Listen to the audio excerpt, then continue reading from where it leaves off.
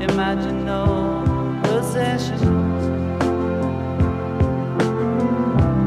I wonder if you can. No need for greed or hunger, or brotherhood of man. Imagine all the people sharing all the world.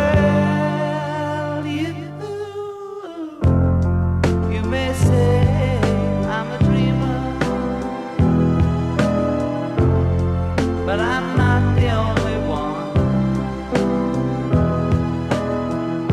I hope someday you'll join us, and the world will live as one.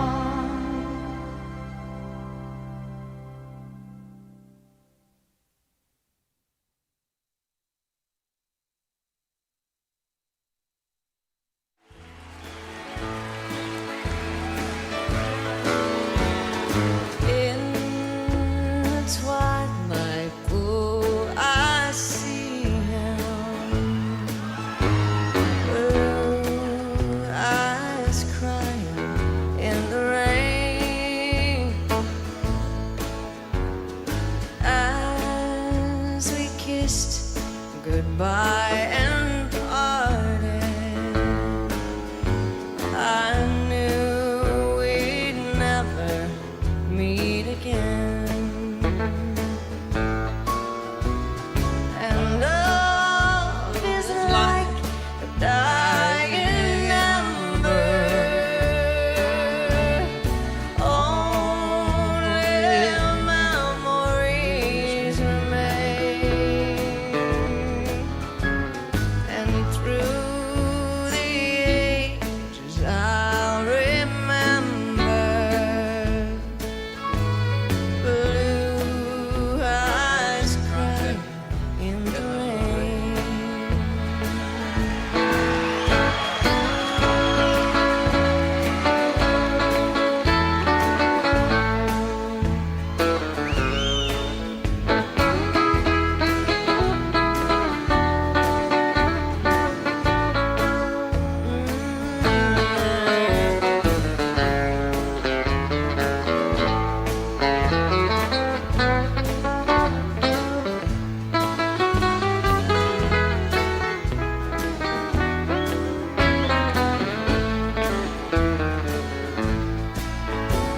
And someday when we meet up yonder, we'll stroll hand in hand again in the land that knows no pardon. Blue eyes crying in the rain. Oh, blue eyes crying in the rain.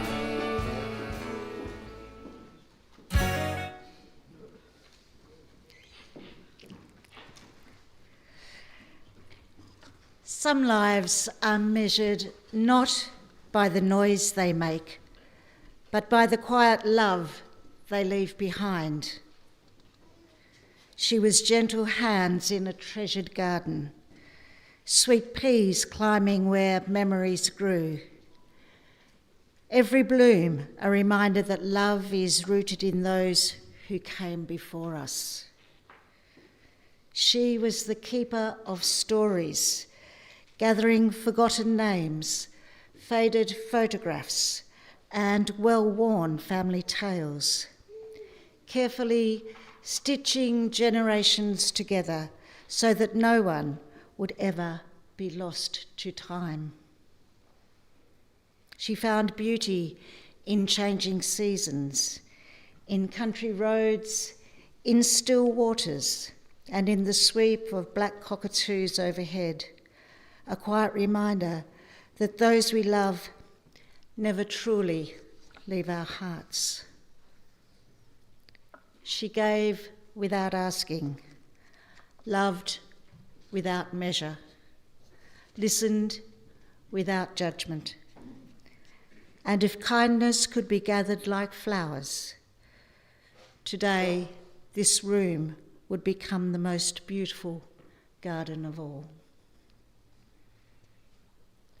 So let us remember her with grateful hearts, with gentle smiles, with stories waiting to be told, and with love, the greatest gift she quietly gave us every day.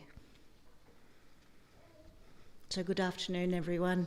My name is Denise Wotherspoon, and on behalf of Bruce, Adam and Jodie, Ali, Taylor, Nikki, Dot's sisters, Judith and Trish, her extended family, and all those whose lives were enriched by knowing her, I welcome you as we gather to celebrate the life of a truly remarkable lady. I also extend a heartfelt welcome to everyone joining us online today, especially Matthew and Maggie in Wodonga.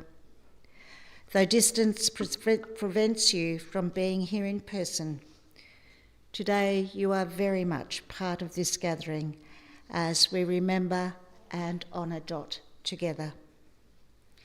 Thank you so much to all of you for coming. Your presence here today is a testament to the respect, affection and love that Dorothy Jean Corbett, Dot as she was known to all, earned throughout her life. Today is, of course, a day of sadness, when someone has been woven so completely into the fabric of our lives. There is no way to say goodbye without tears. Every one of you in this chapel carries a different relationship with Dot, and therefore a different grief. Some have lost a wife, some a mum, a nan, a sister, an aunt, a dear friend, a trusted work colleague, a neighbour, a fellow historian, a gardening companion, a travelling mate. Each loss is different. Each grief is real. Yet alongside our sadness sits something else today: peace. Because after a long and courageous battle with cancer, Dot made one final decision with the same thoughtfulness, dignity, and consideration that characterised her entire life. When the time came, she was ready. She wanted her family to remember her as she had always been, not defined by illness, but by the fullness of her life. And she did so not because she had stopped loving life, but because she loved those around her too much to let the suffering become her final chapter. That takes extraordinary courage. Today, therefore, it's not about how Dot died. It's about how wonderfully she lived. Today we celebrate 76 years of kindness, of devotion, of intelligence, of laughter, of generosity, of meticulous research, of beautiful gardens, of treasured friendships, of countless family memories. And as I said, above all, we celebrate love. The sadness we feel today exists because we've been privileged enough to know someone who mattered so very, very much. As we journey through this service, there will undoubtedly be tears. There will also be smiles, perhaps even laughter. And Dot, I know, would be perfectly happy with that. Because if there is one thing that I gleaned from her family, it is that she was deeply grateful for the life she had lived. She knew she had been blessed. She knew she was loved, and she loved each of you in return. So today is our opportunity to say thank you. Thank you for the life she shared with us. Thank you for the memories she leaves behind. And thank you, Dot, for showing us what a life of quiet grace and unwavering love really looks like. Some people leave a mark on the world through great public achievements. Others leave their mark more quietly, through kindness, through loyalty, through unwavering love, through simply being the person everyone could depend on. Dot was one of those people. She never sought the spotlight. She never needed applause. Yet her influence reaches through the generations, not only through the family she adored, but through the history she preserved, the friendships she nurtured, and the example she quietly lived every single day. Dorothy Jean Emerton entered the world on the 16th of October 1949 in Ulverston, the daughter of Francis Norman, or Norm, and Jean Emerton. She joined her older sister, Judith, and would later welcome Christine, Bob, Dale, and little Trish into the family. It was a very close family, a family whose stories, memories, and connections would become one of Dot's greatest lifelong passions. Even as a little girl, life presented challenges. At just 7 years of age, doctors believed a warmer climate would improve her health. Imagine that. A little grade 2 girl leaving everything familiar to travel all the way to Burleigh Heads to live with Uncle Bernie and Auntie Carrie. For many children, that would just be totally frightening. For Dot, it became another chapter in the wonderful scrapbook of her life. She remembered walking home from Burleigh Primary School to the large family farm. She remembered sunshine. She remembered kindness. She remembered happiness.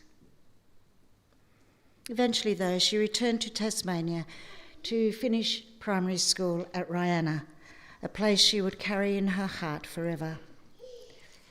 Education mattered to Dot. At just 12 years of age, she earned a bursary scholarship to Launceston High School before continuing at Ulverston High School and later Burnie High for her matric. She intended to become a teacher, but life, as it often does, had other plans. Because while attending Burnie High School, she frequently visited her best friend, Helen Crawford, who worked at the Penguin Council offices. Sitting beside Helen was a handsome young fellow named Bruce Corbett. Now, Helen deserves at least some of the credit for what happened next. A little encouragement here, a little conversation there, and before long, Bruce and Dot were courting. Perhaps not in the most academically productive way. Dot later admitted she occasionally wagged school, preferring to spend the day at Penguin Beach until it was time to head home. And we know Bruce would often find his way down to the beach. Eventually, the school realised her enthusiasm for classrooms had diminished considerably. Rather than reprimand her, they offered her a position working in the school office. Imagine that today. And so began a working life marked by diligence, intelligence, and complete reliability. Then came one of the family's favourite stories. One Friday evening, Bruce and Dot were sitting outside the Penguin Jeweller in Bruce's trusty Volkswagen Beetle. He turned to her and simply asked, "What do you reckon? Think we should get engaged?" Really romantic, Bruce. That very night, they chose both an engagement ring and a wedding ring. Simple, practical, unpretentious, perfectly them. In Dot's own scrapbook, she later wrote, Bruce was 20 and I was 18 when we got engaged in 1968. That wasn't young back then. It was just the way things were. We both had jobs and we were ready to get married. And ready they certainly were. That engagement became a marriage that would span 58 remarkable years. 58 years of partnership, of friendship, of unwavering support, of raising a family, of travelling the world, of facing joy together, and ultimately facing illness together. Bruce wasn't just Dot's husband. He was, in her own words, her best friend. And that says everything. In 1970, the newly married couple headed to King Island, where Bruce became general manager of the council while Dot worked at the King Island Co-op. Life was beginning beautifully. Then in November 1973 came another wonderful blessing. Their cherished son, Adam, was born. 2 years later, the family settled in Wynyard. In 1976, their beautiful daughter, Ali, completed the family. Then in 1977, they purchased the home at 33 Hale Street. $24,500. A price that makes us all smile today. But far more than the bricks and mortar is this remarkable fact: they never left it. That house became the backdrop to nearly 5 decades of family life. Birthday parties, Christmases, homework, barbecues, laughter, tears, grandchildren, gardens, visitors, and endless cups of tea around the kitchen table. It definitely was not just a house. It was a home. In 1979, they purchased land at the Great Lakes and built what became another cherished place, the Shack. For Dot, it was paradise. She loved walking, skipping stones, watching wildlife, breathing deeply, finding peace in nature. She had a remarkable ability to appreciate simple things, not expensive things, not flashy things, just beautiful things. A flowering tree, still water, bird songs, the changing colours of the seasons. Those were the moments that filled her heart. Professionally, Dot became highly respected wherever she worked. Beginning with West Somerset Primary School so she could align work with Adam's school hours, she later established herself with the Department of Economic Development. Her attention to detail was legendary, meticulous, organised, highly intelligent, pedantic. Perhaps those who loved her say that with enormous affection. If something was worth doing, it was worth doing properly. She expected high standards from herself and quietly inspired them in others. Yet once the work was finished, well, the girls also knew how to have a wonderful time together. Those friendships endured for decades. And that tells us something else about Dot. People didn't simply work with her, they remained part of her life. Her friendships were deep, faithful, long-lasting, just as she was. But perhaps there was one passion that rivalled her love for family, and that was family history. Most of us say at times we'd like to know where we came from. Dot actually did something about that. Hours became days, days became years, years became thousands upon thousands of pages of research. She interviewed her father Norm extensively, gently encouraging him to speak about his life and even about the war. Stories that may otherwise have been lost forever became treasured family history. The result was what she regarded as one of her proudest achievements, a book titled England to Tasmania as a Convict, Stories of an Emerton Family in Tasmania. Very few of us can claim that we have written a book. But this wasn't simply a book. It was a gift to children yet unborn, a gift ensuring that future generations would always know whose shoulders they stood upon.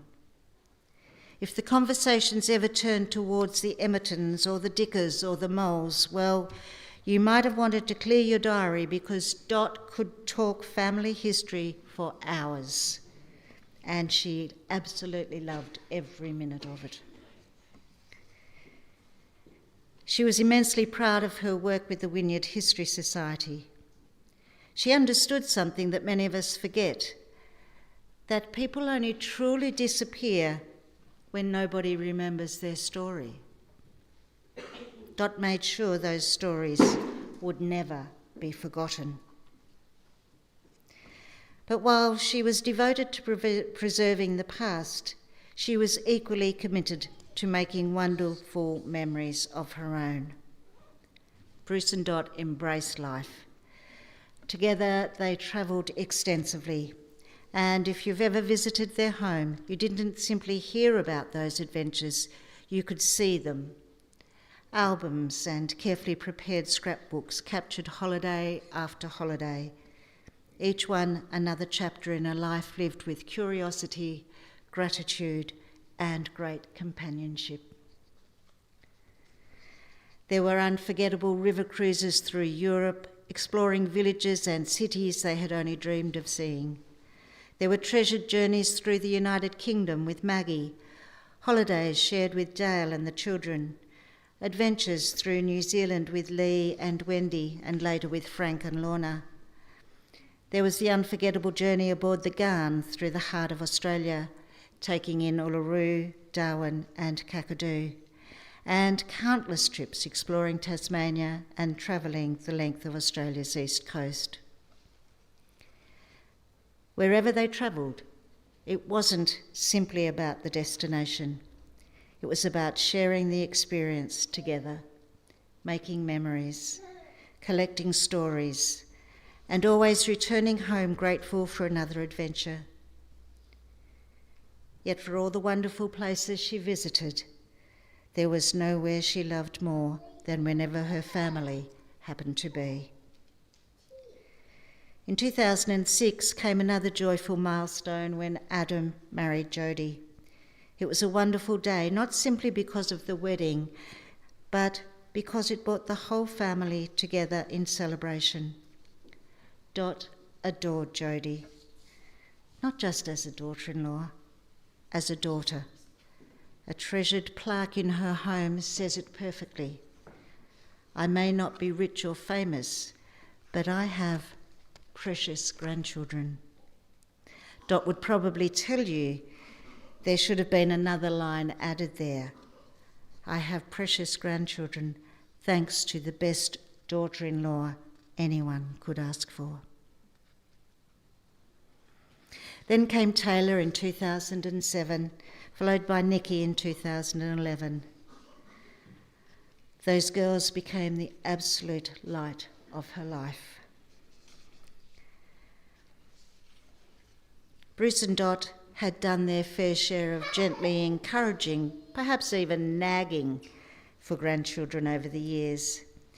When Taylor and Nikki finally arrived, they completed what Dot always considered a wonderfully close family. Being a nan suited her perfectly. Nothing brought her greater happiness than watching these girls grow. She loved every conversation, every visit, every achievement, every cuddle. Family was never simply important to Dot. Family was everything.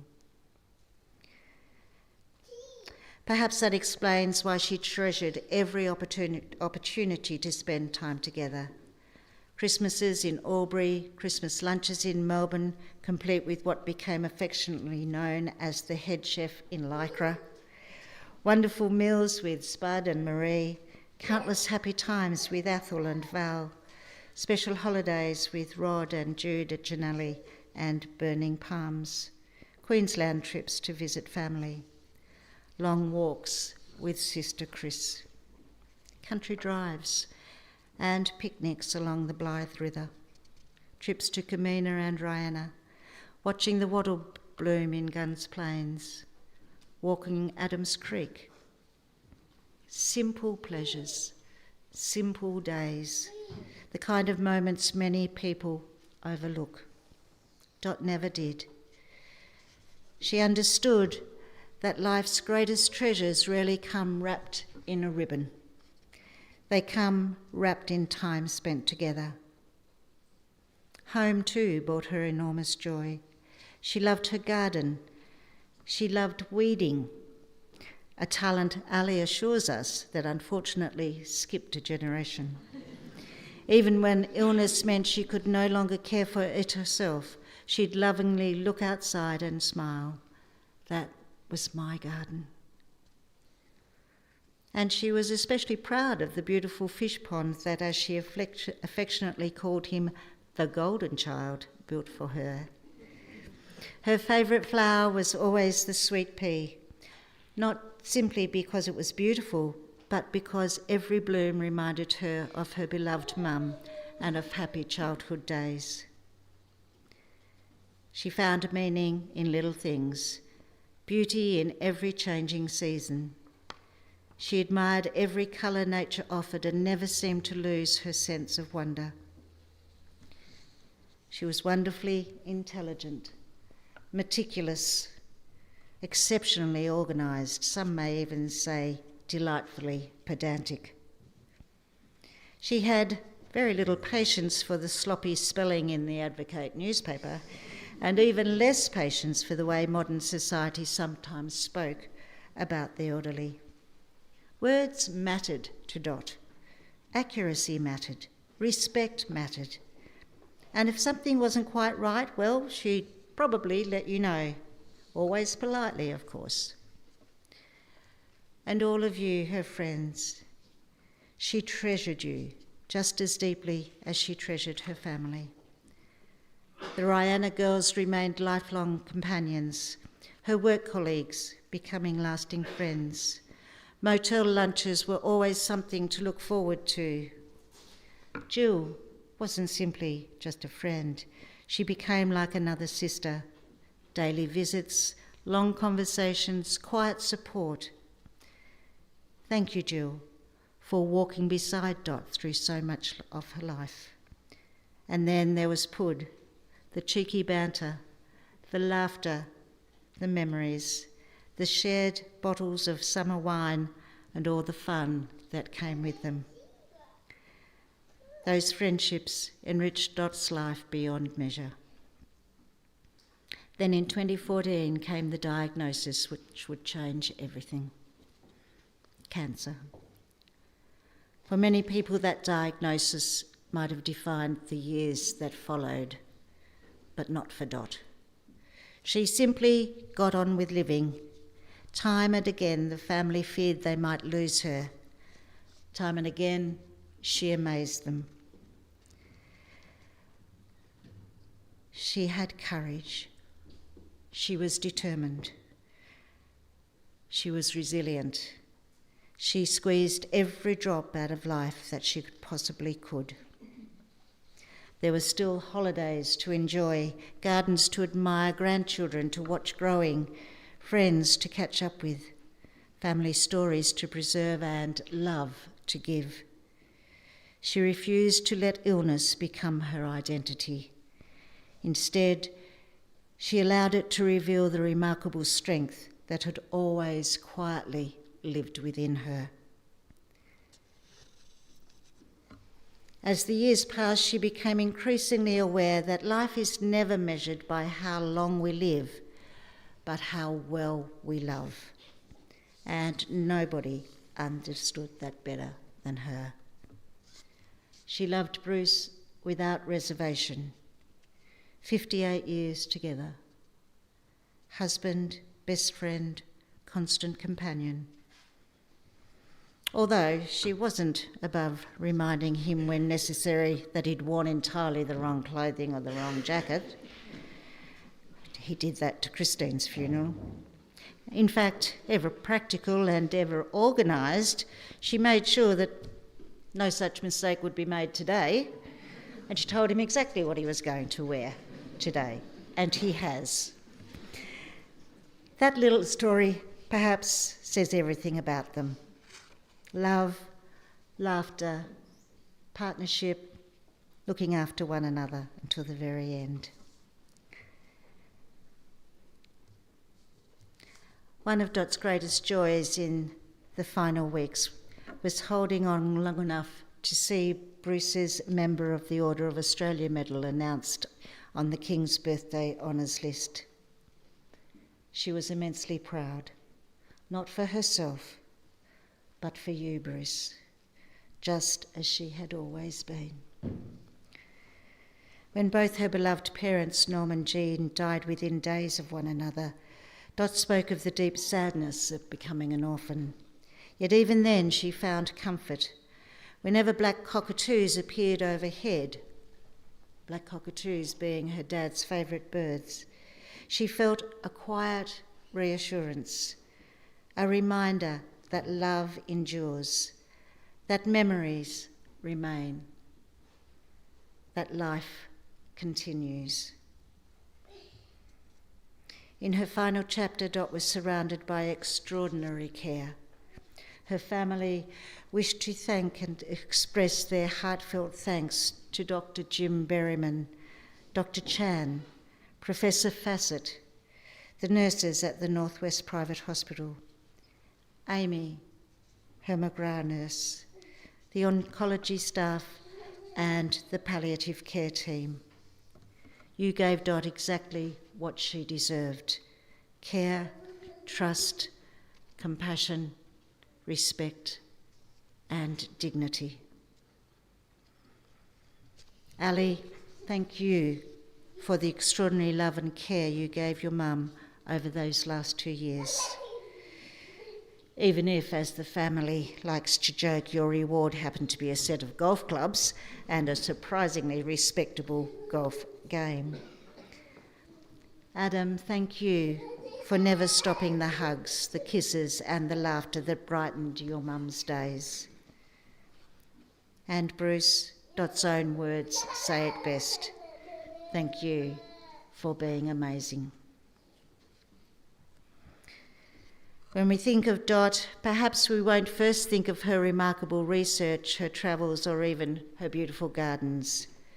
We'll remember a gentle lady, a selfless lady, a woman of quiet dignity, someone who lived with gratitude, who loved deeply, who cared generously, who asked for very little and gave so very much. And perhaps that is the greatest measure of any life. Not what we accumulated, not what we achieved, but how completely we loved. Dot did that beautifully. And because she did, her story does not end today.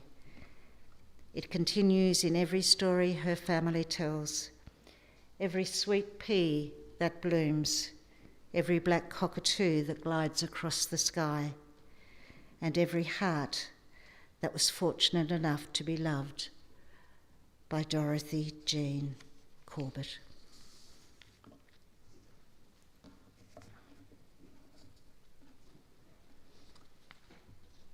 They say a photograph captures a moment in time, but today these photographs we're going to see capture so much more than that. They capture a life. A little girl growing up in Rihanna and Penguin, a young woman who fell in love with a handsome young fellow named Bruce, a devoted wife, a loving mother. Many, many aspects of her life. Every photograph will tell us part of her story.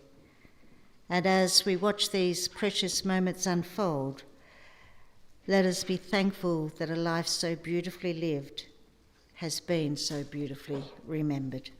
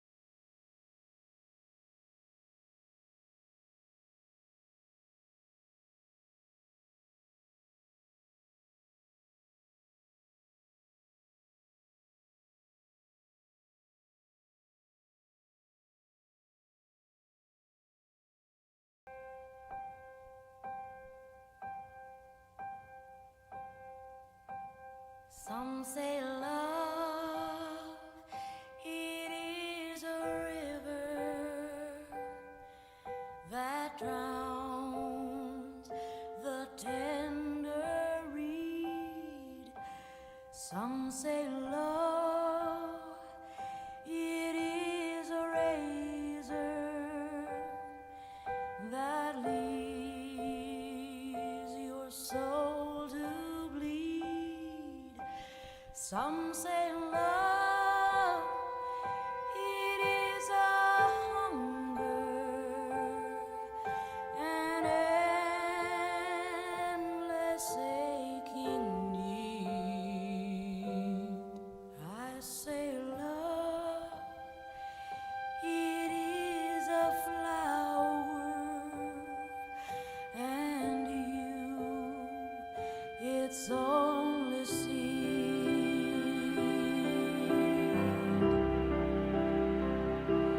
It's the heart afraid of breaking that never learns to dance. It's the dream afraid of waking that never takes the chance. It's the one who won't be taken, who cannot seem to give, and the soul afraid of dying that never learns to live.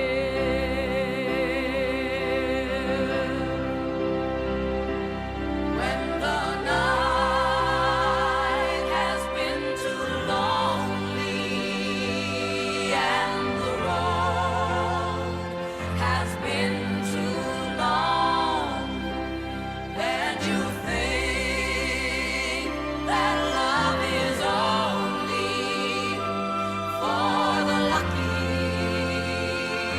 and the strong, just remember in the winter, far beneath the bitter snows, lies the seed that with the sun's love in the spring becomes the rose.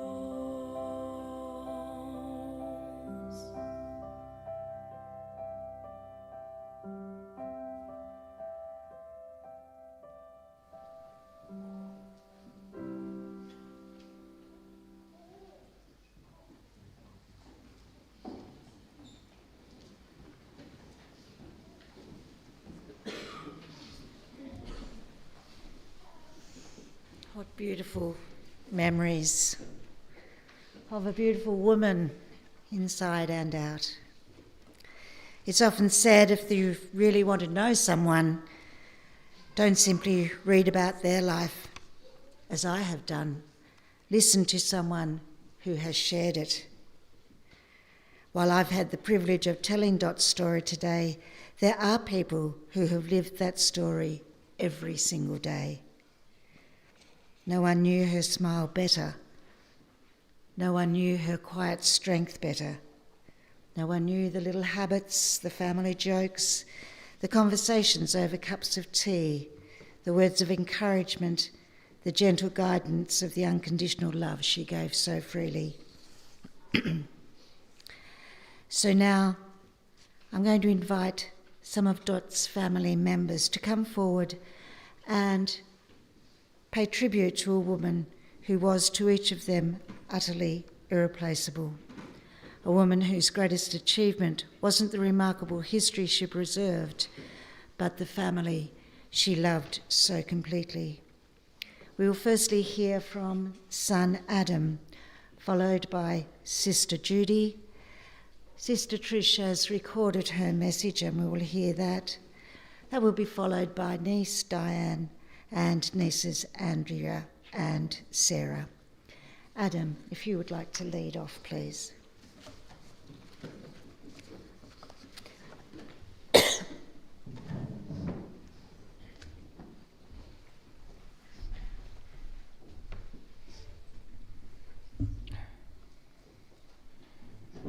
Thank you, Denise. As introduced, I'm Dot's son, Adam. My eldest daughter, Taylor, and my youngest daughter, Nikki, will help me out if I need it. Thank you for attending, those from local Tasmania and numerous from interstate that have made their way down here. The number of friends and family here speaks volumes to how Mum was regarded and how widely she was loved. Thanks for all those that visited and wrote messages in her final days, read to her by Dad, Ali and myself. Thanks to Ali in particular for putting her life on hold for the last few years, and Jill Poke for her unwavering friendship, visiting Mum every day. Mum was overwhelmed with love and sentiments of friendship and respect. In the end, Mum was tired and had had enough of not being able to do everyday things. Speaking had become difficult, reading and walking. While her brain was still sharp, her speech and her body was failing her. Despite the inevitable, Mum only thought of those who loved her over herself. We were blessed that Mum died having said goodbye to all those that she'd wanted to. Mum died with dignity on her own terms. Mum died with incredible bravery.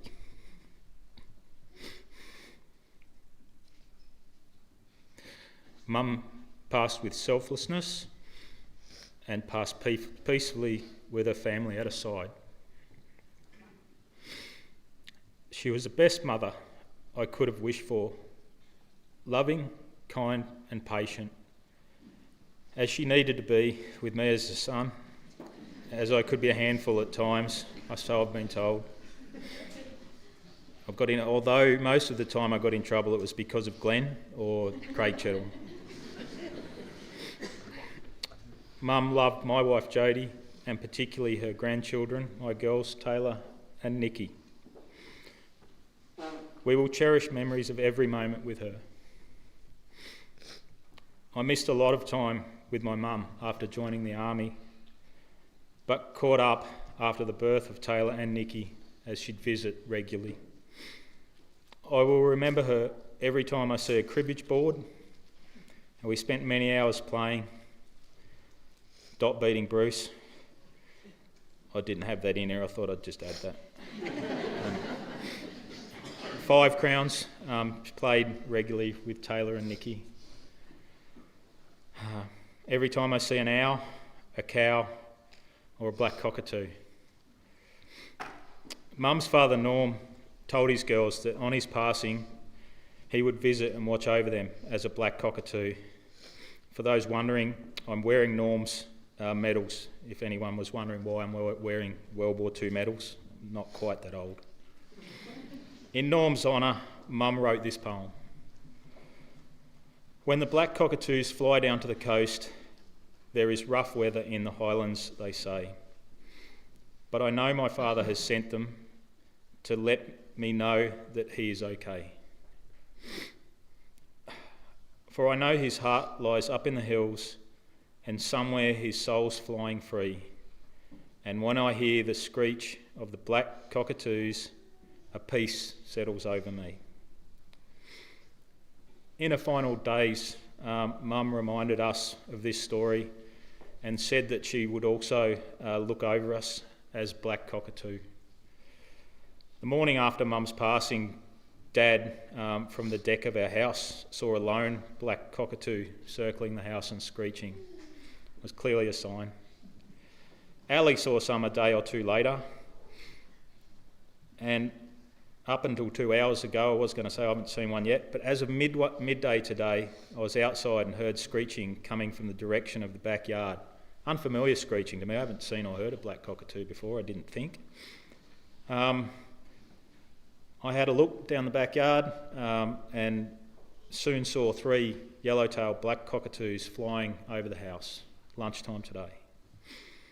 I'm sure there will be a black cockatoo somewhere out there today looking over us with love. And as Denise mentioned, checking to see Dad is wearing a suitable jacket.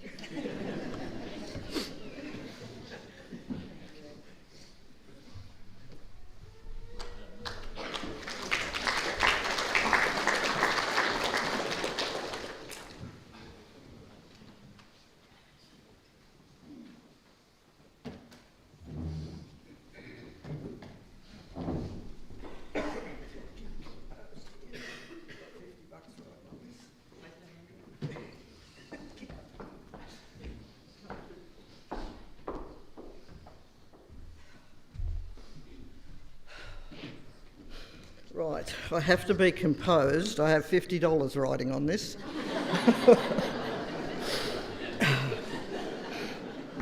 Dot was my sister and my best friend. Dot was also my partner in crime and as kids growing up on our farm at Rihanna. As mature adults, we enjoyed many Thelma and Louise trips together. Sadly, no Brad Pitt. We went to Queensland to the rehearsal of the opening ceremony of the Sydney Olympics. We also invented the inaugural Tadpole Olympics with Trish, Matthew and Annie. We also enjoyed Sisters' Weeks away at Bridport, Coles Bay, whale watching and Cygnet. These are some of the great memories that I will carry in my heart. For many years we had a daily how you going phone call. Let's not be sad that Dot's gone. $50. Let's instead be grateful that she was in our lives. When I count my blessings, our love and friendship is always one of them. Dot, thank you for being in my life. Thank you.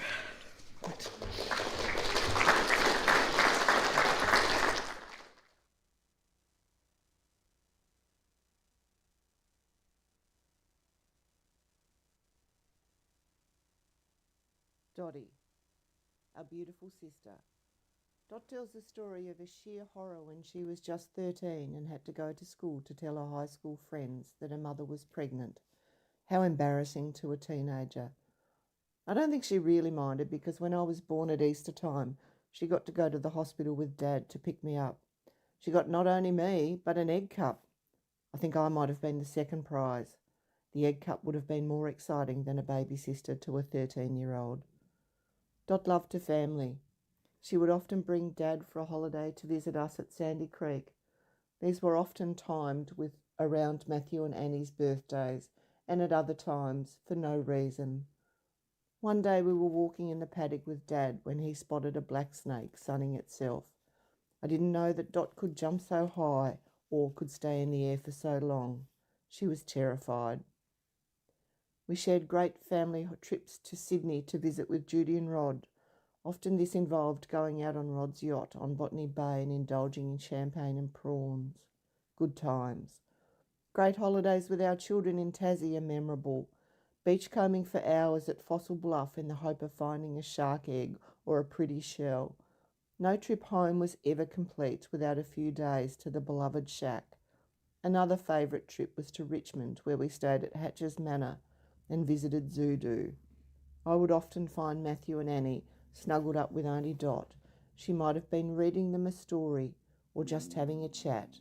One thing for sure is that she loved all of her nieces and nephews, and our children adore her. One of Dot's passions was history, and family history in particular. If you wanted to know something about our families, you only had to ask, and then be prepared to sit and listen to how the pieces of the family tree fitted together. In May 2019, Kit and Dot came for a stay with me in Wodonga. One of our plans was to do a walk into Grania Falls.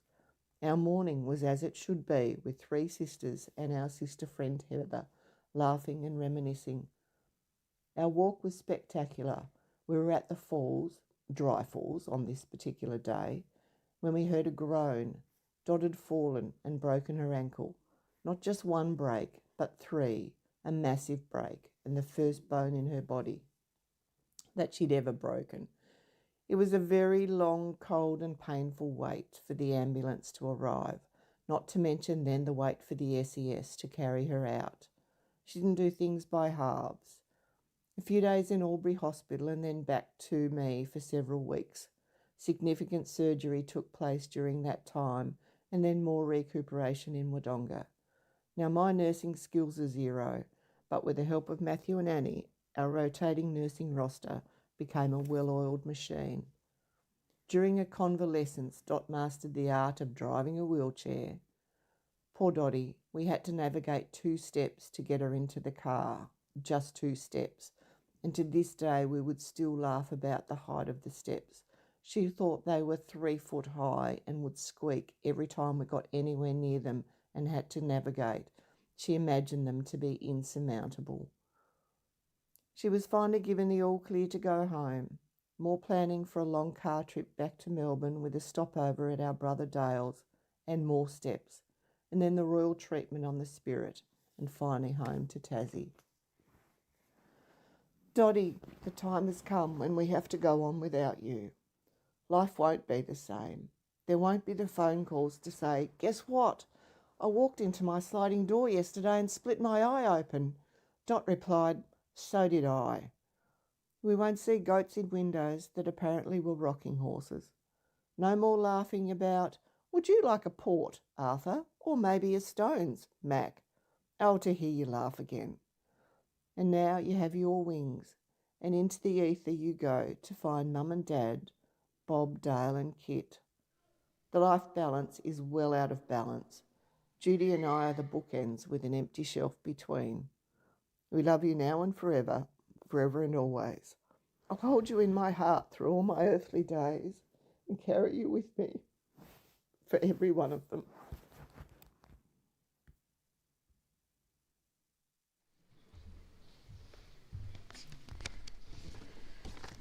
What an incredible lady. Growing up, I didn't see Auntie Dot very often. It was usually on special family occasions, and I remember her as a smart, professional, and impeccably presented lady who loved playing cards and Scrabble with Auntie Val. Everything changed about 14 years ago when, as we've heard, within 12 months of each other, Auntie Dot and I each received an unexpected health diagnosis. It's remarkable that something so frightening became the catalyst for such a special relationship between us and between our families. We encouraged and supported one another through experiences we both understood. That bond was an unexpected gift and one for which I will always be deeply grateful. Through that time, I came to know Auntie Dot in a completely different way. She was a wonderful historian and storyteller. I loved hearing about her childhood, our family history, her career and lifelong friendships she made. But the stories she told most fondly were always about Uncle Bruce, Adam and Ali and her grandkids. Her love for her family shone in every conversation. I was so proud of the way Auntie Dot faced adversity, not because it was easy, but because she chose to meet it with courage, grace, humour, and an enduring appreciation for the people who cared for her. She drew enormous strength from the love and support of her family and friends, and she never stopped expressing her gratitude for her medical team. Auntie Dot was always grateful for Alistair's support during her Launceston hospital stays. As a director with Ambulance Tas, Al would let the staff know she was a really special aunt to us. Whether that influenced her care or not, Auntie Dot firmly believed it did, and she never stopped thanking Al for it. In more recent times, when words became harder to find, she would simply refer to him as your lovely man. It made Al feel like $1 million, and we always smile when we think of that. I'll so miss our conversations and her wonderful stories. Thank you, Auntie Dot.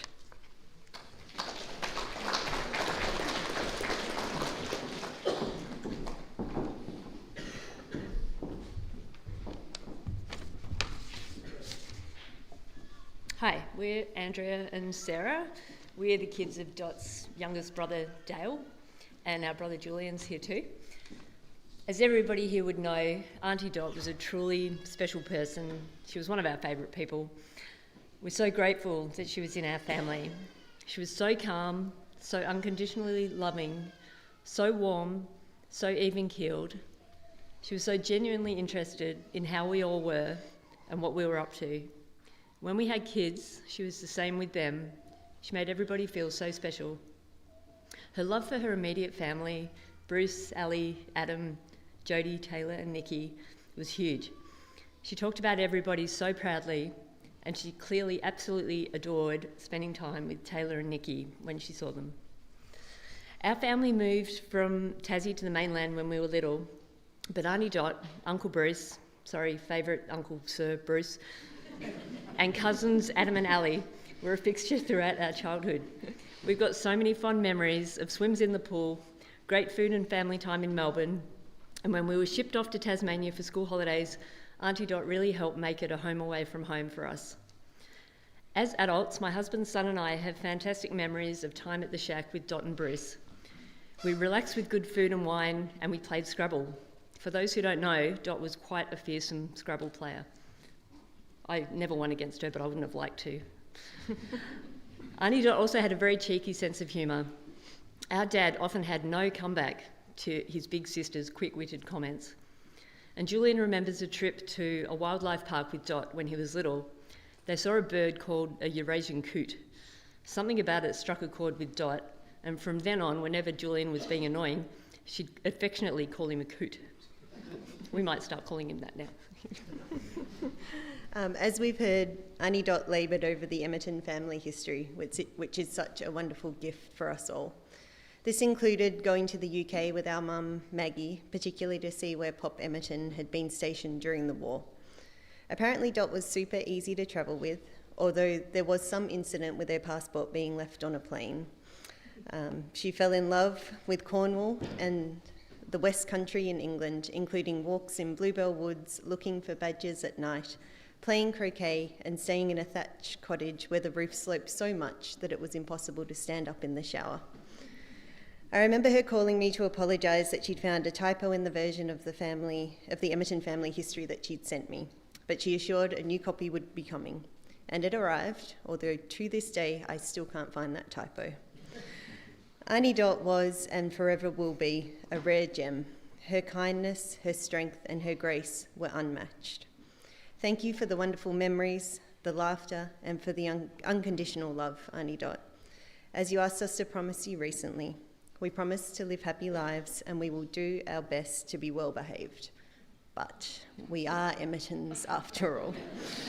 We miss you now, always and forever. We love you now, always and forever.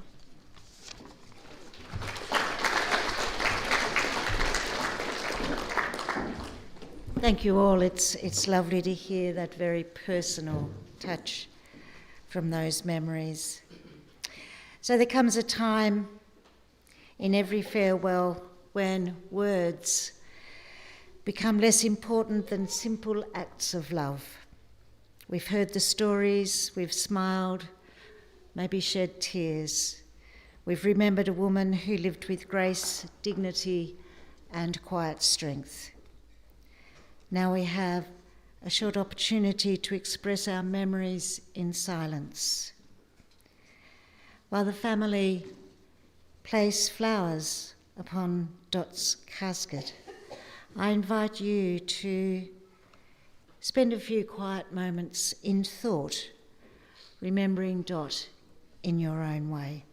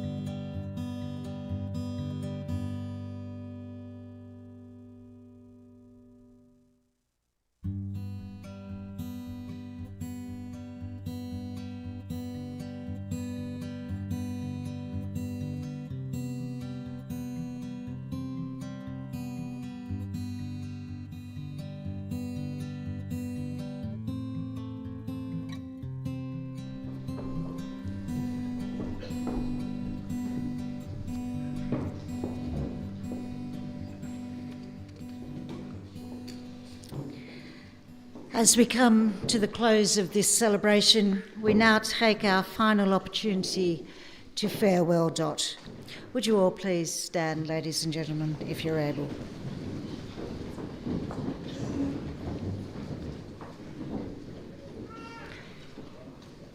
Today, we give thanks for a life lived fully, for 76 years of compassion, for a devoted marriage of 58 years, for a loving family, for enduring friendships, for curiosity that preserved the stories of generations, for courage that carried her through difficult days, and for a heart that always placed others before herself.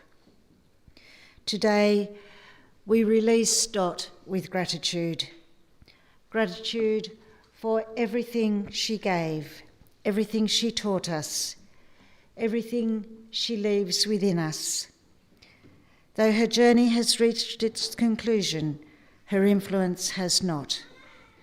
It lives on in Bruce, in Adam and Jodie, in Ali, in Taylor and Nikki, in Judith and Trish, in every niece and nephew, in every friend gathered here, in every page she wrote, in every story she preserved, and every garden that she nurtured, in every life she quietly touched. And perhaps somewhere, when the black cockatoos sweep across the sky, those who loved her will pause and smile, remembering not only Dot, but also the parents she missed so dearly and the comfort she found in believing that love never truly disappears. The seasons will continue to change. The sweet peas will bloom again. The wattle will flower at Guns Plains. The waters at the Great Lakes will continue to ripple. Life will go on. And because Dot lived so well, a part of her will always travel with those who loved her. Today we say goodbye, not with despair, but with profound gratitude. Farewell, Dot. Thank you for a life so beautifully lived. May you now rest in peace. But before we leave this place, I'd like to leave you with this thought. May you find comfort in the memories that you hold. May you find strength in one another. May you continue to tell Dot's stories, for every time her name is spoken, her life continues to echo through those who loved her. May you notice the beauty that she noticed, the changing colours of the seasons, the quiet of a country road, the simple joy of being together. On behalf of Bruce, Adam and Jodie, Ali, Taylor and Nikki, Judith, Trish and the entire Corbett and Emerton families, thank you for being here today. Your presence has been of great comfort. You are now warmly invited to remain here in the chapel for afternoon tea, where the family would love the opportunity to spend some time with you, to share memories and to continue celebrating Dot's wonderful life. After that, you are also warmly invited to join Bruce and the family at the Wharf Hotel in Wynyard, where more stories, no doubt, will be told, more laughter will be shared, and more memories will be made. I think Dot would have liked that very much, because there was one thing she truly understood. It was that the best stories are shared together. Thank you for joining us in celebrating the extraordinary life of Dorothy Jean Dot Corbett.